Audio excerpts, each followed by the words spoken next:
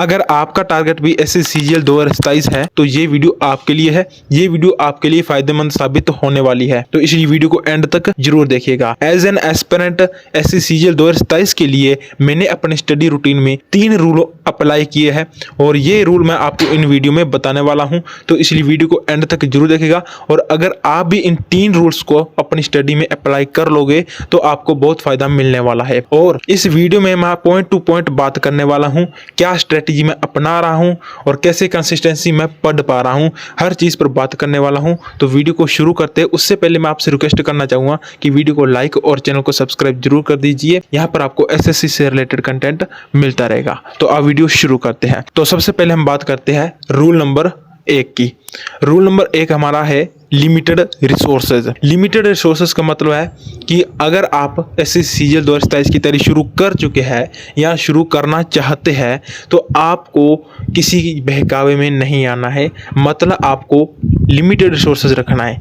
आप किसी से भी गाइडेंस ले रहे हो या आपके आसपास अड़ोस पड़ोस में आपके कोई बड़े भाई है या कोई भी है आपको सजेस्ट कर रहे हैं तो आप उनकी मानो, ठीक है, उनकी मानो। मतलब ऐसा नहीं है कि आप हर किसी की मानो, ठीक है, उनकी मानो लेकिन हर किसी की मत मानो। अपना रिसोर्सेज है वो लिमिटेड रखना। जैसे आपने तैयारी शुरू कर दिया है और आप अपने टीचर से पढ़ रहे हैं, अब उन टीचर से पढ़ते पढ़ते किसी ने कह दिया कि इससे भी बढ़िया ये टीचर पढ़ाता है, तो फिर आप उन टीचर्स पर शिफ्ट हो जाते हो।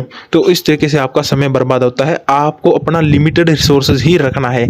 अब जैसे कि CGL में 4 सब्जेक्ट आते हैं, इंग्लिश, मैथ, रीजनिंग और GK। तो आपको इन चारों में एक एक टीचर जो आपने फिक्स किया है बस उन्हीं से पढ़िए। जैसे मैथ की बात करें तो मैथ में गगन प्रताप, आदित्य रंजन सर, राकेश यादव सर, पवन राव सर, तो बहुत सारे टीचर्स हैं। तो आप उनमें से कोई एक सिलेक्ट कीजिए और उन्हीं एक टीचर से ही पढ़िए बस। और स्मार्ट स्ट्रेटेजी भी कोई अपनाते हैं लेकिन उनका बेसिक तैयार होता है। लेकिन अगर आपका बेस तैयार नहीं है तो सिर्फ आप एक टीचर से ही पढ़िए। अगर आपने इंग्लिश में कोई एक टीचर सेलेक्ट कर लिया है तो आप उन्हीं एक टीचर से ही पढ़िए।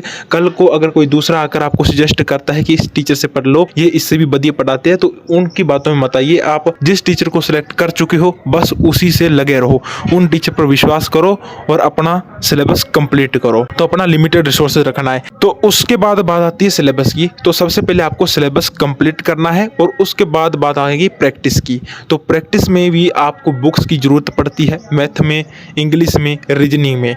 तो बुक्स में भी आपको लिमिटेड रिसोर्सेज रखना है, ठीक है। एक एक बुक, जैसे मैं यूज़ कर रहा हूँ पिनेकल की बुक मैथ के लिए और इंग्लिश के लिए। रीजनिंग के लिए मैं लेकर आऊँ अभी, तो उनके लिए मैं सिर्फ पिनेकल ही यूज़ कर रहा हूँ, तो वो मेरा लिमिटेड रिसोर्सेज है। एक ही बुक है। आपको 4 बुक अलग अलग पढ़ने की जरूरत नहीं है। आप एक ही बुक को 4 बार पढ़ लीजिए, इतना आपके लिए इनफ है। तो ये आपको रूल समझ आ गया होगा। पहला रूल हमारा यही है, लिमिटेड रिसोर्सेज रखना है, ज़्यादा आपको बर्डन इकट्ठा नहीं करना है। तो अब हम आते हैं रूल नंबर 2। रूल नंबर 2 हमारा है डेली हैबिट लूप। तो आपको धीरे धीरे सबसे पहले हैबिट बनानी पड़ेगी। आप जब पढ़ाई शुरू करते हैं तो आपको बहुत ज़्यादा हार्ड लगेगा। आप क्या है 2 दिन पढ़ लोगे, तीसरे दिन ब्रेक ले लोगे, फिर 3 दिन पढ़ लोगे, चौथे दिन ब्रेक ले लोगे। तो इस तरीके से आपको हार्ड भी लगेगा, लेकिन आपको ऐसा नहीं करना है। आपको धीरे धीरे पहले थोड़ा पढ़ना है, फिर उससे और ज़्यादा पढ़ना है। मतलब कि आप जैसे पहले दिन शुरू कर रहे हैं तो पहले दिन आप 4 घंटा पढ़ लीजिए। अगर 3 घंटा पढ़ा जाता है तो 3 घंटे, जितना आपसे पढ़ा जाता है उतना पढ़ लीजिए। फिर दूसरे दिन ट्राई करें आप उससे 1 घंटा ज़्यादा पढ़े, तीसरे दिन उससे ज़्यादा पढ़े। तो इस तरीके से एक हफ्ते में सबसे पहले आपको हैबिट बनानी है। तो एक हफ्ते में आपकी हैबिट बन जाएगी, कितने घंटे आपको फिक्स करने हैं, ठीक है। तो आपको डेली हैबिट बना लेनी है कि इतने घंटे मुझे पढ़ना है। और उससे भी बढ़िया तरीका है आपके टारगेट, ठीक है। आपके पास 4 सब्जेक्ट्स हैं, आपके पास एम है कि इन्हीं सब्जेक्ट में मुझे ये डेली पढ़ना है। मैं क्या करता हूँ, डेली लाइब्रेरी जाता हूँ। सबसे पहले मैंने एक डायरी लगा रखी है, तो आप भी एक डायरी लगा सकते हैं। तो मैं सबसे पहले लाइब्रेरी में जाता हूँ, वो डायरी खोलता हूँ और डायरी में सबसे पहले अपने टारगेट लिखता हूँ कि आज के दिन मैंने ये पढ़ना है। तो आप भी इसी तरीके से अपने टारगेट बनाइए कि मैंने सबसे पहले उठ के वोकैब पढ़ना है, फिर उसके बाद रीडिंग करनी है इंग्लिश की, उसके बाद हमने रीजनिंग करनी है, करंट अफेयर करनी है। जो भी आपका रूटीन है वो आप अपनी पन्ने पर लिख लीजिए और जैसे जैसे टारगेट कंप्लीट होते हैं गुड का निशान लगाते रहिए। इससे आपको और भी कॉन्फिडेंस मिलेगा और आप टारगेट डेली कंप्लीट करोगे। तो टारगेट के हिसाब से आप चलिए तो आपकी हैबिट ऑटोमेटिक बन जाएगी, आप कितने घंटे पढ़ना है। तो ये हो जाएगा आपका डेली हैबिट लूप। अब हम बात करते हैं रूल नंबर 3 की। रूल नंबर 3 हमारा है मॉक्स एंड स्पीड।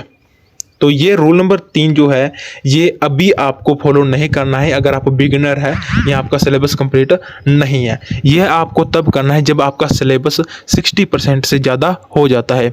जब आपका सिलेबस 60% से ज़्यादा हो जाएगा तब आपको मॉक टेस्ट देना शुरू कर देना है। तो पहले आप ऐसे भी कर सकते हैं 3 दिन के अंदर एक मॉक या एक वीक में एक मॉक आपको डेली देना है। तो इस तरीके से आप शुरू में कर सकते हैं और जैसे एग्जाम नज़दीक आ जाएंगे तो आप डेली कर दीजिए या आपका सिलेबस कंप्लीट हो जाएगा तब आप डेली मॉक टेस्ट शुरू कर दीजिए। शुरुआत में जब आपका 60% से ऊपर हो जाएगा तब आप ऐसा कर सकते हैं कि हफ्ते में 2 मॉक टेस्ट देना शुरू कर दीजिए। ठीक है, तो मेरा अभी सिलेबस कंप्लीट नहीं हुआ है तो जैसे ही 60% से सिलेबस मेरा कंप्लीट हो जाएगा तब मैं मॉक टेस्ट देना भी शुरू कर दूंगा। मॉक टेस्ट से ही मॉक टेस्ट और PYQ ये 2 चीज़ें हैं, ये सिलेक्शन की रामबाण इलाज है। यही 2 चीज़ें ज़्यादा मैटर करती है। और जैसे कि आपको पता है कि अब SSC CGL में यानी SSC के सभी एग्जाम्स में टाइमिंग शुरू हो गई है, सेक्शनल टाइमिंग। आपको हर सेक्शन में 15-15 मिनट मिलेगी। जैसे इंग्लिश में 15 मिनट, मैथ में 15 मिनट, हर सब्जेक्ट में आपको 15 मिनट मिलेगी CGL में। तो इसके लिए आपको स्पीड तो मैटर करेगी। तो स्पीड के लिए आपको क्या करना है, प्रैक्टिस, बस प्रैक्टिस प्रैक्टिस प्रैक्टिस प्रैक्टिस आपको करनी है। तो यही स्ट्रेटजी है, वो कोई ज़्यादा खास नहीं है। बस सुबह उठो, अपना टारगेट सेट करो, उन टारगेट को कंप्लीट करो और शाम को सो जाओ, बस यही है, कोई खास नहीं है। बस यही स्ट्रेटजी है और इसी को फॉलो करते जाइए। आपको 2-3 महीने लगेगा कि कुछ नहीं हो रहा है, बस ऐसे हम तो पढ़ते जा रहे हैं, लेकिन जैसे ही 4 से 5 महीने होंगे आपको फ़र्क खुद ब खुद दिखने लग जाएगा। आपको पता चल जाएगा कि आप किस लेवल पर आ गए हैं। तो आई होप ये वीडियो आपके लिए हेल्पफुल होगी। तो वीडियो को लाइक और चैनल को सब्सक्राइब जरूर कर दीजिए। मिलते हैं हम नेक्स्ट वीडियो में।